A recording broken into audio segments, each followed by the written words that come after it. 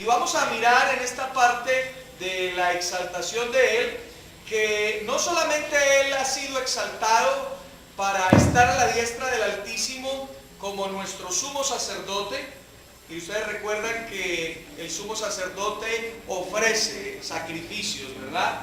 Pero también él está allí a la diestra del Altísimo para ser nuestro intercesor, ¿verdad? Y Él está orando a favor nuestro, amén. Él está allí para orar a nuestro favor. Pero también está ahí a la diestra del Altísimo porque es nuestro abogado, amén. Y Él nos defiende. Y vamos a mirar en Hechos capítulo 1, el relato de su ascensión. Hechos capítulo 1. Y vamos a mirar que allí hay una promesa, la promesa de su regreso. Y vamos a hablar un poco al respecto de ello. Capítulo 1, vamos a leer a partir del verso 9. ¿Estamos todos allí? Capítulo 1 de Hechos, del libro de los Hechos, verso 9. A partir del verso 9 dice: y habiendo dicho estas cosas, viéndolo ellos, ¿fue qué? Alzado. Y lo recibió una nube que lo ocultó de sus ojos. Y estando ellos con los ojos puestos en el cielo, entre tanto que él se iba, se pusieron junto a ellos dos varones con vestiduras blancas, los cuales les dijeron: Galileos, ¿por qué estáis mirando al cielo? Este mismo Jesús, que ha sido tomado de vosotros al cielo, así vendrá como le habéis visto ir al cielo. Entonces volvieron a Jerusalén desde el monte que se llama del Olivar. Ahora, Jesús fue introducido al cielo, amén. Fue introducido al cielo desde donde había venido, ¿verdad? Porque Él fue enviado por el Padre. Pero aquí vemos introduciéndose nuevamente al lugar de eminencia, al lugar de exaltación. Pero aquí hay una promesa, y es que la promesa es que Él vendrá nuevamente. Amén. Y eso nos debe mantener a nosotros con expectativa. Amén. Eso nos debe mantener a nosotros con mucha expectativa. En la Biblia se mencionan sus dos venidas. La primera ya ocurrió, pero la segunda está por venir. Y entre la primera y la segunda hay un evento que se llama el arrebatamiento o el rapto de la iglesia, ¿verdad? Vamos a mirar que en el Antiguo Testamento esas dos venidas se anunciaron, se profetizaron. Miremos cómo profetizó Zacarías la primera venida de nuestro Señor Jesucristo. Zacarías, vayan conmigo allí al capítulo 9. Zacarías en el capítulo 9, y vamos a leer a partir del verso 9. Zacarías 9, verso 9. Dice: alégrate mucho, hija de Sión, da voces de júbilo, hija de Jerusalén. Mira que tu rey vendrá a ti, justo y salvador. Estoy en Zacarías capítulo 9, a partir del verso 9, y voy a volver a leerlo a favor de aquellos que acaban de llegar. Dice: alégrate mucho, ¿quién?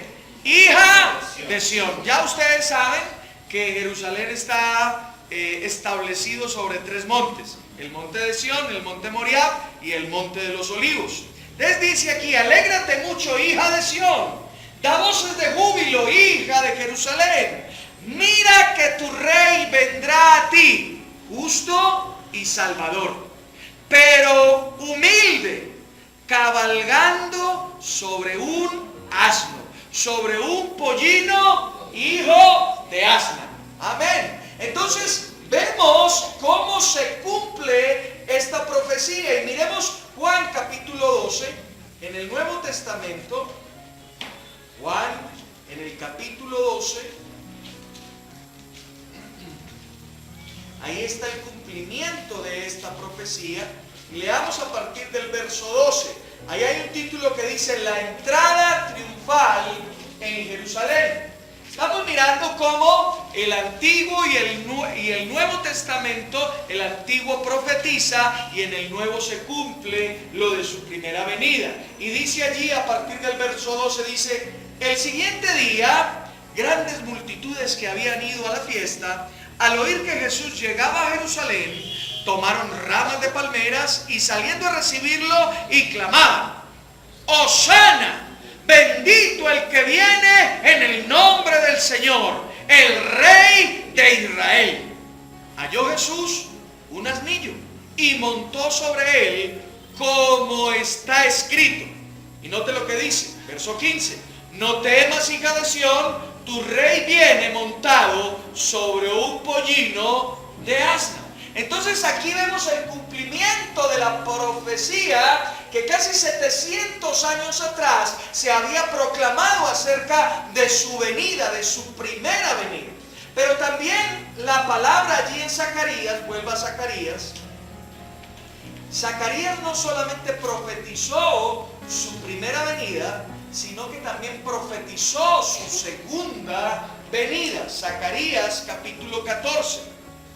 Entonces en la primera venida él venía justo, manso y humilde, montado en un pollino, en un animal de carga, ¿verdad? Pero en Zacarías capítulo 14, a partir del verso 1, empieza a profetizarse acerca de su segunda venida. Y leamos del 1 al 5, dice: viene el día ¿de quién? De Jehová, y en medio de ti serán repartidos tus despojos, porque yo reuniré a todas las naciones para combatir contra Jerusalén. Ahí está hablando de la guerra del Armagedón. La ciudad será tomada, las casas serán saqueadas y violadas las mujeres. La mitad de la ciudad irá al cautiverio, pero el resto del pueblo no será sacado de la ciudad. Después saldrá ¿quién? Jehová, y peleará contra aquellas naciones, como peleó en el día de la batalla. En aquel día se afirmarán sus pies sobre el monte de los olivos que está enfrente de Jerusalén, al oriente.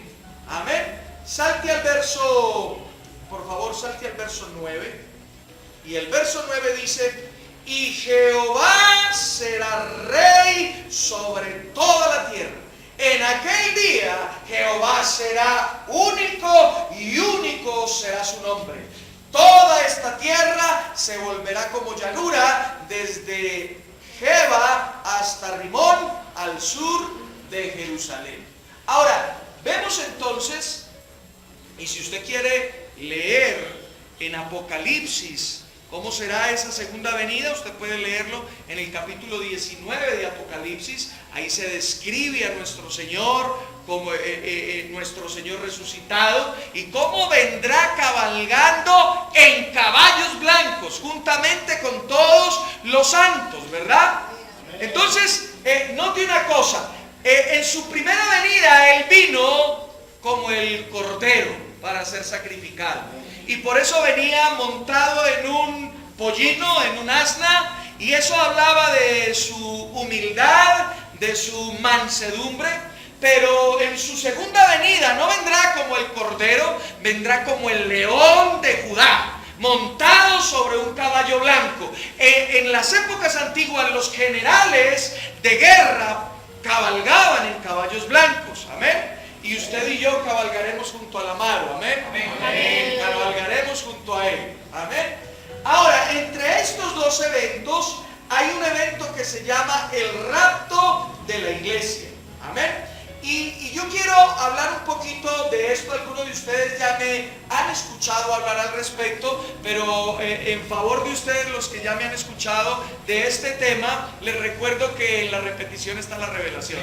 Amén. Y bueno, algunos otros quizás nunca han escuchado de este tema. ¿Hay alguien aquí que haya escuchado pero no lo tiene muy claro? Levante su mano acerca del rapto. Ok, bueno, hay algunos que todavía no saben, no lo conocen, no saben cuáles son sus eventos, no saben qué es lo que va a pasar allí. Y muchas veces por el desconocimiento que se tiene, entonces mezclamos la segunda venida con el rapto de la iglesia y hacemos ahí como un revoltijo. Y son dos eventos totalmente distintos, diferentes. Amén. Y eso es lo que queremos estudiar, porque recuerde que estamos hablando acerca de su exaltación, pero en su exaltación, en los versos que leímos al respecto de que Él fue llevado a la diestra de la majestad, hay una promesa, y es la de su regreso. Y queremos tener claro ese evento también, y vamos a aprovechar este espacio para estudiar al respecto. Amén. Ahora, en el rapto de la iglesia hay unos protagonistas. Y el protagonista de este evento son Jesús y la iglesia. Amén. Jesús y la iglesia son los protagonistas de este evento. Jesús saca de la escena natural a su iglesia antes que se derrame sobre la tierra su ira o la gran tribulación. Eso es importante que lo entendamos, porque muchas personas hay doctrinas, tres doctrinas diferentes o tres enseñanzas diferentes con respecto al rapto. Una dice que es antes de la tribulación, otra doctrina habla que es en medio de la tribulación y otra doctrina habla que es después de la tribulación. Ahora, nosotros lo que vemos a través de la palabra es que es antes de la tribulación, y quiero explicar un poquito el por qué o de dónde sustento yo de que es antes de la tribulación. Vayan conmigo a Juan capítulo 14, porque Juan capítulo 14 introduce el rapto de la iglesia. Y note que dentro de este tema, nuestro gran tema es la exaltación, señores, ¿verdad? Y dijimos que Él fue exaltado como sumo sacerdote, como intercesor, como abogado. Pero aquí Juan capítulo 14 también nos indica algo que Él está haciendo hoy allí a la diestra del Altísimo.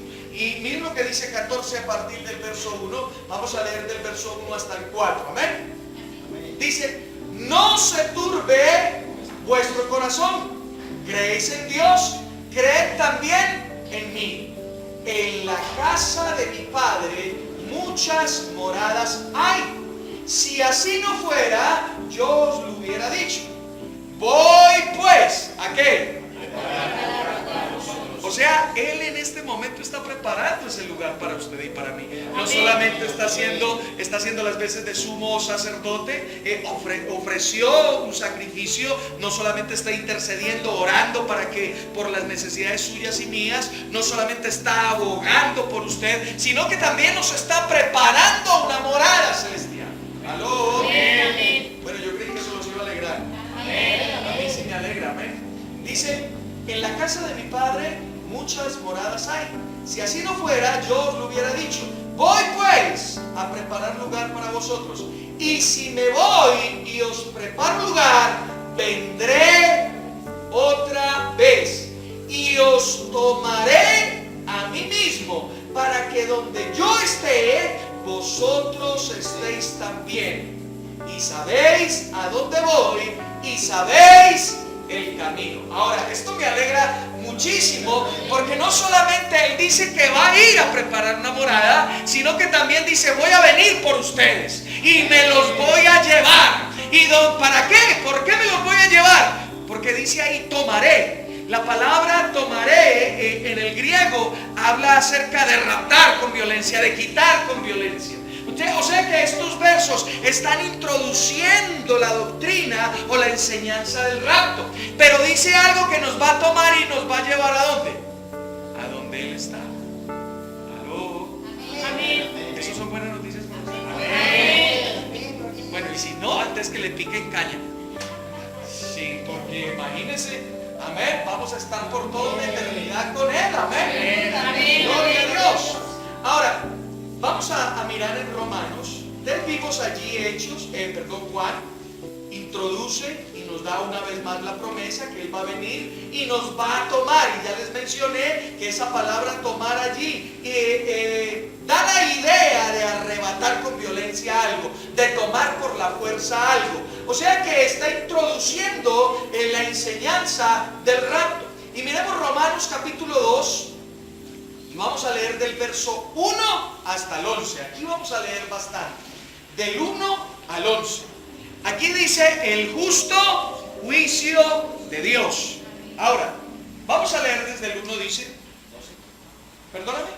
2. Capítulo 2 a partir del verso 1. Y vamos a ir hasta el verso 11. Amén. ¿Estamos todos allí? Amén. Dice, por eso eres inexcusable. Hombre, tú que juzgas, quien quiera que seas, porque el juzgar a otro te condena a ti mismo. Pues tú que juzgas, haces lo mismo. Pero sabemos que el juicio de Dios contra los que practican tales cosas es según la verdad. Y tú, hombre, que juzgas a los que hacen tales cosas y haces lo mismo, ¿piensas que escaparás del juicio de Dios? ¿O menosprecias las riquezas de su benignidad, paciencia y generosidad, ignorando que su benignidad te guía al arrepentimiento? Pero por tu dureza y por tu corazón no arrepentido, atesoras para ti mismo ira para el día de ¿qué? Ahora, tenga en cuenta esa frase, el día de la ira. Amontonas ira para el día de la ira y de la revelación del justo juicio de Dios, el cual pagará a cada uno conforme a sus obras. Vida eterna a los que perseverando a hacer el bien buscan gloria, honra e inmortalidad. Pero ira y enojo a los que son contenciosos y no obedecen a la verdad, sino que obedecen a la injusticia. Tribulación y angustia sobre todo ser humano que hace lo malo. Ahora, note que dice que va a haber una tribulación y una gran angustia, pero ¿para quiénes? Para los que hacen lo malo, ¿verdad? Entonces sigue diciendo, sobre el judío en primer lugar y también sobre el griego. Pero en cambio, gloria, honra y paz a todo el que hace lo bueno. Al judío en primer lugar y también al griego. Porque para Dios no hay acepción de personas. Amén. O sea que aquí se nos dice que llegará un momento en que va a haber una separación, ¿verdad? Va a tomar a los que hicieron lo bueno, a los que vivieron de manera correcta, y los va a llevar a vivir en honra, gloria y paz. Pero va a llegar también para aquellos que no hicieron lo bueno, gran tribulación.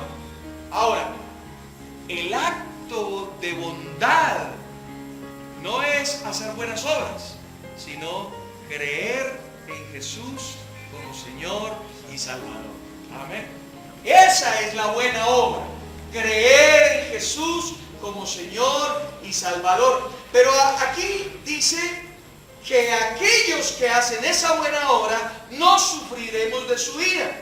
Y Romanos capítulo 5, vaya allí conmigo, Romanos capítulo 5, y mire lo que dice a partir del verso 9.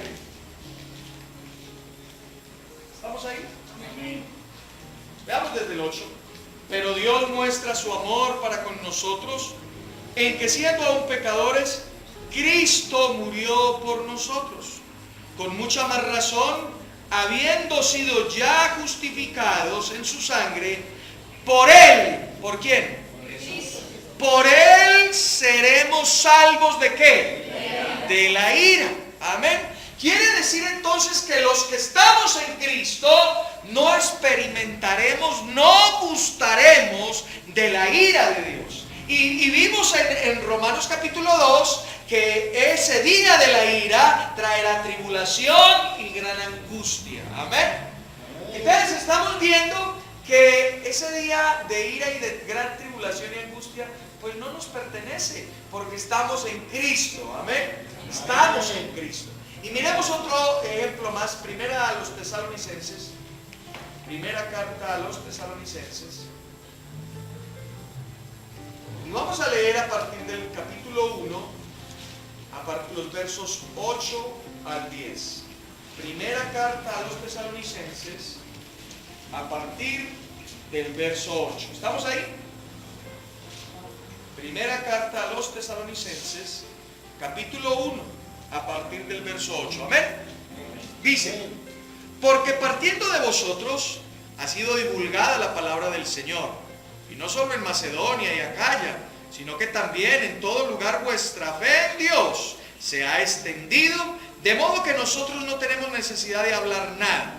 Ellos mismos cuentan de nosotros cómo nos recibisteis y cómo os convertisteis de los ídolos a Dios, para servir al Dios vivo y verdadero, y esperar de los cielos ¿a quién? El cual resucitó de los muertos, a Jesús, quien nos libra de la ira venidera. Ahora, ¿nosotros somos libres de la ira venidera por buenas obras? No, por la fe en Cristo. Amén. Por la obra de Cristo en la cruz. Amén. Ahora, entonces vemos que ese acto, ese evento que se llama el rapto, que no es otra cosa que quitar con violencia, que sacar de la escena a la iglesia, es con el propósito de que una vez salida la iglesia se derrame sobre este mundo la tribulación y la gran angustia. Amén. ¿Estamos claros allí? Ahora miremos cómo será este evento. Y estamos ahí en Primera de Tesalonicenses. Entonces leamos a partir del capítulo 4, a partir del verso 13. Ahí hay un título que dice la venida del Señor. Pero aquí no se habla de la segunda venida, se habla del rapto. Y vamos a mirarlo por qué. Recuerde que los títulos no son inspirados por Dios, ni los versículos los números de los versículos son inspirados por Dios. Esos han sido colocados ahí con el propósito de que usted y yo podamos orientarnos de una mejor manera, ¿verdad? Entonces, muchas veces los títulos como que no están acorde con lo que realmente se está enseñando allí, y eso es importante que usted lo entienda. No hay ninguna versión que sea perfecta. La única versión, lo único perfecto es el original. Amén. Es la palabra original, escrita en hebreo, en arameo y en griego. Esa sí es perfecta. Pero cuando se transcribe o cuando se traduce, pues hay algunas imperfecciones. Amén. Por eso sí es importante nosotros leer una versión, leer otra y poder concatenar las ideas. Amén. Leamos a partir del 13, dice: tampoco queremos, hermanos, que ignoréis acerca de los que duermen. En otras versiones dicen de los que han muerto. ¿Sí? ¿Hay alguno que tenga esa versión que diga así? ¿De los que han muerto? Tú, la Nueva Traducción Viviente, ¿verdad? Tampoco queremos, hermanos, que ignoréis acerca de los que han muerto, para que no os entristezcáis como los otros que no tienen esperanza. Si creemos que Jesús murió y resucitó, así también, y escuche esta palabra, traerá Dios. ¿Sí dice así su Biblia? Traerá Dios ¿a quién? ¿Con quién? Con Jesús. O sea, traerá Dios con Jesús a los que murieron o a los que durmieron, pero ¿en qué? En Él. Eso es importante entenderlo, ¿verdad? En Él. O sea, los que murieron en Cristo, creyendo en Jesús. ¿Qué hará Dios? Los traerá juntamente ¿con quién? Con Jesús. Ahora, sigamos leyendo. Por lo cual os decimos esto en palabras del Señor, que nosotros que vivimos, que habremos quedado hasta la venida del Señor, no precederemos. ¿Qué significa precederemos? Ir adelante, ¿verdad? Entonces podríamos decir, lo podríamos leer de esta manera. Por lo cual os decimos esto en palabras del Señor, que nosotros que vivimos, que habremos quedado hasta la venida del Señor, no iremos adelante de los que ya murieron. El Señor mismo, con voz de mando, con voz de arcángel y con trompeta de Dios, descenderá. ¿De dónde? ¿Dónde está Él hoy? En el tercer cielo, a la diestra de la majestad, ¿verdad? Dice, descenderá de allí una vez más. Entonces los muertos, diga conmigo, en Cristo, resucitarán primero. Luego nosotros, los que vivimos, los que hayamos quedado, seremos ¿qué? Arrebatados. Y esto habla de raptar, de quitar con violencia. Arrebatados juntamente con ellos. ¿Dónde? ¿Para qué? O sea que el Señor aquí en este evento no toca la tierra. ¿Lo ven? Entonces son dos eventos totalmente diferentes. Ok, y sigamos leyendo para concluir y luego explicar. Y así estaremos siempre. Aleluya. Con el Señor. Aleluya. Verso 18. Por tanto, alentaos los unos a los otros con estas palabras. Gloria al Rey de Reyes. Aleluya. Y miremos capítulo 5, verso 3. Dice, verso 3. Cuando digan paz y seguridad, entonces vendrá sobre ellos destrucción repentina. Note que ya la iglesia salió, ¿cierto? Ahora ya se está hablando de otro tema, de los que quedaron aquí. Cuando ellos digan paz y seguridad, ¿qué va a pasar? Va a venir sobre ellos destrucción repentina. Y versos 8 y 9. Versos 8 y 9. Pero nosotros, que somos del día, seamos sobrios, habiéndonos vestido con la coraza de la fe y del amor, y con la esperanza de salvación como casco. Dios no nos ha puesto para ira. Amén. O sea que antes de que se derrame la ira de Dios, se desarrollará este evento. La iglesia será sacada de la escena natural. Pero noten que aquí hay un orden, ¿verdad? Vemos que esto se va a presentar en un orden. Y el primer orden es que Jesús, Dios, va a traer juntamente con Jesús ¿a quiénes? A los que durmieron en Él, o sea, a los que murieron en Él. ¿Y cómo así? Porque más adelante dice que los primeros que van a ser resucitados van a ser los muertos. Entonces no entiendo por qué Jesús va a venir con esos, pero a la vez esos van a ser resucitados. Para poderlo entender, necesitamos comprender una vez más que usted y yo somos seres tripartitos, que tenemos tres partes. ¿Recuerdan cuando hablamos de su entrega y hablamos del infierno? ¿Qué era lo que salía del hombre? El espíritu y el alma. Entonces, y dijimos que el espíritu y el alma de los que mueren en Cristo, ¿a dónde iba? Al tercer cielo, ¿verdad? Al seno de Abraham, está bien, eso está bien, pero recuerda que el seno de Abraham ya está ahora arriba, en el tercer cielo, ¿verdad? Y está bien, no estás mal, José de Jesús. Entonces, están allá con Cristo. Por eso dice que Dios traerá juntamente con Jesús el espíritu y el alma de aquellos que ya han muerto. Pero ellos, como son seres humanos, les falta una parte: su cuerpo. Entonces, ¿el cuerpo dónde está? En la tierra. Entonces, cuando se habla ahí de que van a resucitar primero los muertos en Cristo, habla de que ese cuerpo que está ahí, que son de esas almas y esos espíritus que vienen con Cristo, va a ser levantado y reunido con cada alma y con cada espíritu, para que quede completo el ser humano. Amén. Entonces ese es el primer evento. Los que ya murieron, ¿me hice entender o está confuso? ¿Está claro? ¿Está claro? Ok. Davidcito, ¿está claro? Ok. Entonces, por eso, leámoslo nuevamente. Miren lo que dice ahí en el verso 13 y 14. Jesús vendrá con los espíritus y almas de aquellos que han muerto creyendo en Él. Dice, tampoco queremos, hermanos, que ignoréis acerca de los que duermen, para que no os entristezcáis como los otros que no tienen esperanza. Si creemos que Jesús murió y resucitó, así también traerá Dios, ¿con quién? Con Jesús. ¿De dónde viene Jesús? Del cielo, ¿cierto? ¿Dónde están los espíritus y las almas de aquellos que murieron en Cristo? Juntamente con Él, en el cielo. Entonces esos van a venir con Cristo. Pero a esos les falta una parte, su cuerpo, ¿cierto? Y su cuerpo está aquí en la tierra. Entonces lo primero que va a ser levantado de aquí en la tierra son los cuerpos de ellos, para que en el cielo ellos queden completos como seres humanos. ¿Me hice entender? Ok.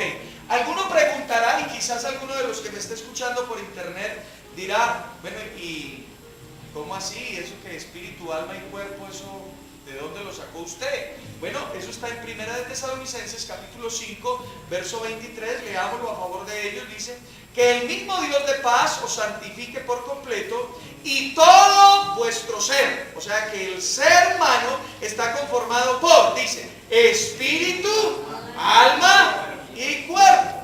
Amén. Gloria a Dios. Ok.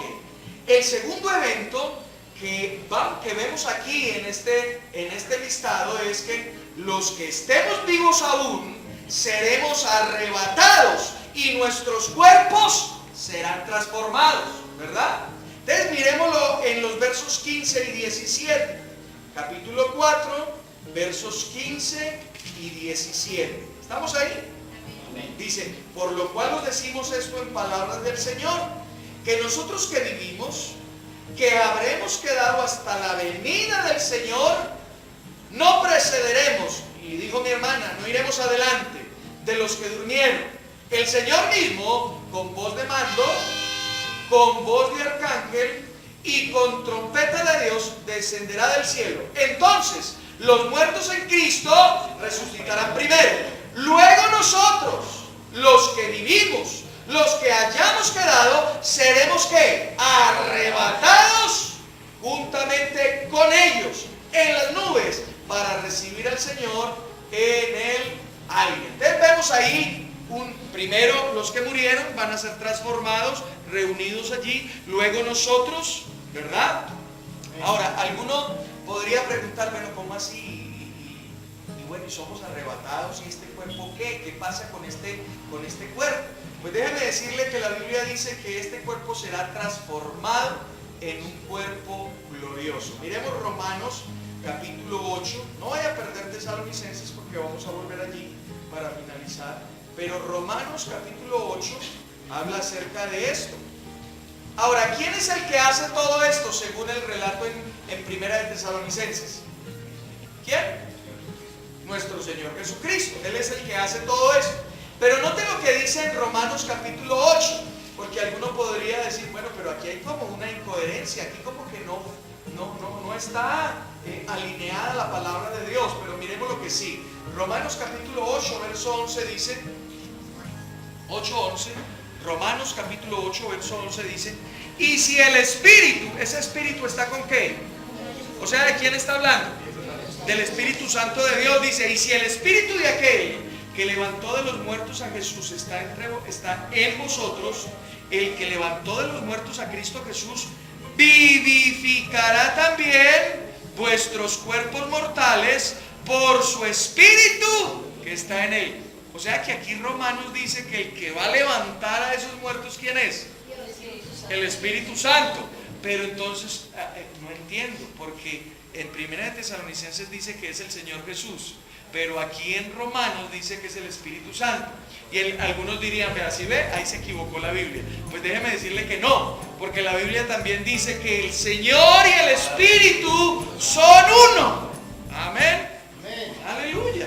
Son uno. Amén. Son dos personas, pero forman un solo Dios. Amén. Gloria al Rey. Aleluya.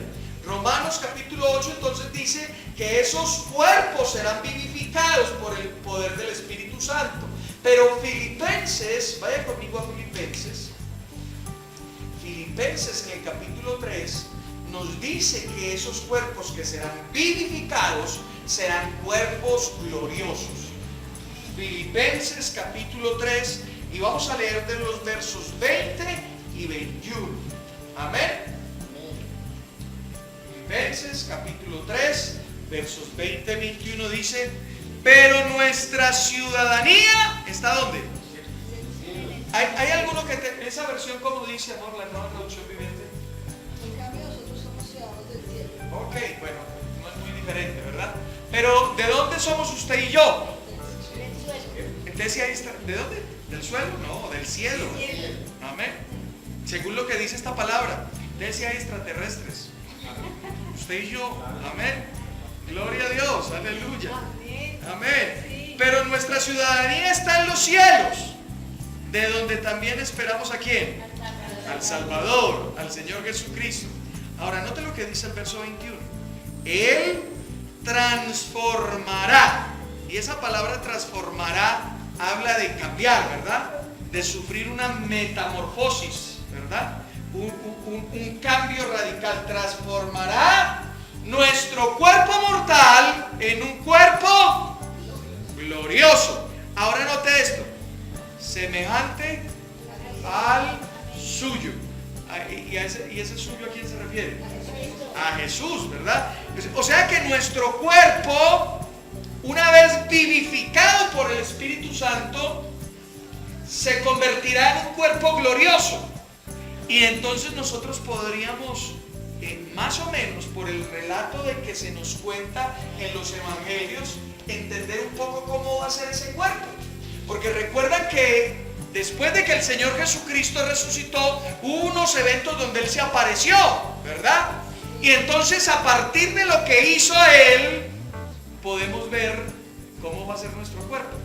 Por ejemplo, ¿recuerdan ustedes cuando estaban los discípulos en el aposento? Estaban ¿cómo? Con las puertas cerradas, con las ventanas cerradas, porque dice la palabra que le tenían miedo ¿a quién? A los judíos. Entonces ellos estaban ahí solitos orando, cuando de repente nadie tocó la puerta, nadie dijo, por favor me abren, sino que dice, de repente Jesús se apareció en medio de ellos y les dijo, paz a vosotros. Ahora, nadie le abrió la puerta, nadie le abrió una ventana, lo cual nos hace pensar que ese cuerpo glorioso, o nos enseña más bien que ese cuerpo glorioso no está limitado por la materia. Amén. ¿Aló? Amén. Amén. O sea que la materia no limita a ese cuerpo glorioso. Pero recuerdan ustedes que también en otra aparición el Señor Jesucristo se les apareció una vez más y también volvió y les dijo, paz a vosotros. Y uno de ellos dijo, ¡ay, un espíritu! Y Él les dijo, no soy espíritu. Tocad y palpad, porque un espíritu no tiene carne y huesos como yo los tengo. O sea que también tendremos carne. Ahora, note algo, ya es especulación mía, pero note algo, no habla de sangre, ¿cierto? No habla de sangre. Incluso aún dice que Él tiene las heridas allí, su costado abierto, pero no hay sangre, ¿verdad? Entonces, pues eso se lo dejo ya a usted a su imaginación, porque la palabra no me dice más nada, entonces no puedo decir más nada. Amén. Amén, amén. Y come pescado. Amén, esa es otra cosa. Porque note que el cuerpo, él fue a la playa y estuvo allí asando un pescadito, o sea que el cuerpo glorioso también. Amén, aleluya. Algunos se alegraron fue por eso. ¡Wow! Va a haber comida. Amén. Entonces también podemos comer con ese cuerpo glorioso, ¿verdad? Yo no sé si esa es la buena noticia para usted hoy. Amén. Gracias, Merceditas, por ese apunte porque es bueno. Mire, yo lo animo para que empiece a buscar cómo va a ser su cuerpo. Amén. Y empiece a indagar, bueno, cómo era el Señor, qué cosas se manifestaron allí y podamos entender un poco más acerca de esto. Amén. Gloria a Dios. No me toques, se come con Pero eso era porque iba al cielo antes de presentarse al Padre. Pero después les dice tocar y palpar, ¿verdad? O sea que también es tangible. a Magda le dijo, no me toques. Sí, antes de subir al cielo, antes de presentarse al Padre. Pero después que regresó, les dijo que sí, que lo tocaran, ¿verdad? Después habla de que es palpable también. Amén. Gloria al Rey. Amén. Gloria a Dios. Ahora, volvamos a Tesalonicenses, capítulo 4.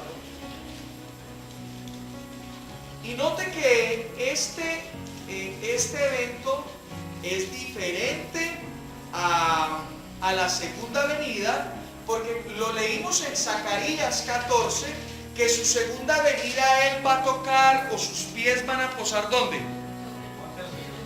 Sobre el monte de los olivos, porque desde ese mismo punto Él ¿qué?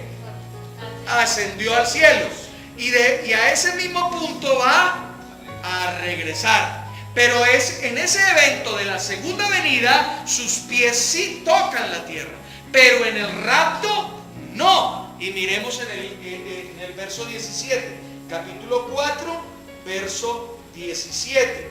Dice: luego nosotros, los que vivimos, los que hayamos quedado, seremos arrebatados juntamente con ellos. ¿Dónde? Para recibir al Señor en el aire. Amén. Y así estaremos siempre con el Señor. Amén. Entonces, son dos eventos totalmente diferentes. Vemos aquí que este evento es antes de la tribulación. Muchas personas, o quizás ustedes mismos, podrían estar pensando: bueno, pastor, pero es que en Mateo capítulo 24 también habla del rapto. Y el rapto, cuando está hablando ahí Mateo, cuando está hablando el Señor Jesucristo, porque es Jesucristo el que está hablando allí, dice que va a haber una gran guerra, rumores de guerras, y eso es la tribulación. Y luego habla del rapto, que serán sacados de allí. Bueno, déjeme decirle que para poder interpretar correctamente Mateo capítulo 24, tenemos que entender que eso no fue dicho o declarado para la iglesia, sino que está hablando el Señor Jesucristo, está hablándole a un entorno judío. ¿Quién eran los que lo estaban escuchando ahí? Los discípulos, ¿verdad? Y si usted lee, lo invito para que lea todo el capítulo 24, va a ver que ahí la iglesia no es mencionada, sino que se está hablando de las señales para el pueblo judío. ¿Qué nos indica esto? Cuando la tribulación empiece, ya la iglesia no está, pero van a haber 144,000 judíos, ¿verdad? Que van a ser como los evangelistas en ese tiempo, y a partir de la predicación y de la enseñanza de esos 144,000, muchos van a conocer del Señor. Así que por el relato de Mateo 24 se nos permite entender que a la mitad de la tribulación, ese pueblo judío que cree y esos gentiles que creen también serán sacados de allí para darle paso a la gran tribulación. Entonces, el inicio de la tribulación, la iglesia salva. Al inicio de la gran tribulación, porque recuerden que este evento se divide en dos periodos de 3.5 años cada uno.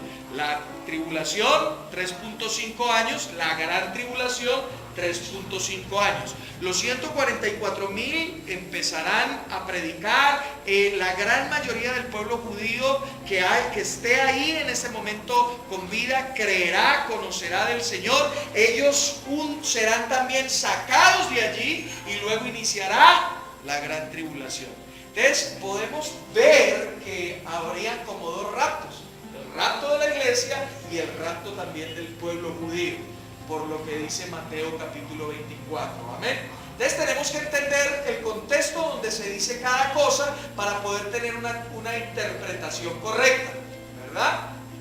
Ok, vamos a orar y cesamos. Espero que esto les haya ayudado. Los que quizás no conocían del tema, pues ahí ya tenemos un poquito más de información al respecto. Esto no es todo, podemos seguir indagando en la medida. Yo creo que si usted me había escuchado enseñar antes al respecto, va a ver que hubo cosas, o usted se dio cuenta que hubo cosas que yo no había enseñado anteriormente. ¿Por qué? Porque en la medida que uno va estudiando y va trabajando, el Espíritu le va dando más, le va dando más, le va dando más. Así que usted, cuando escucha a alguien enseñar acerca de un tema, no diga: no, esa ya me la sé. No, porque se está cerrando y ya no va a recibir. Amén. No, nosotros siempre tenemos que tener un corazón dispuesto, enseñable, para, bueno, aquí tengo una nueva oportunidad para aprender más de este tema. Amén.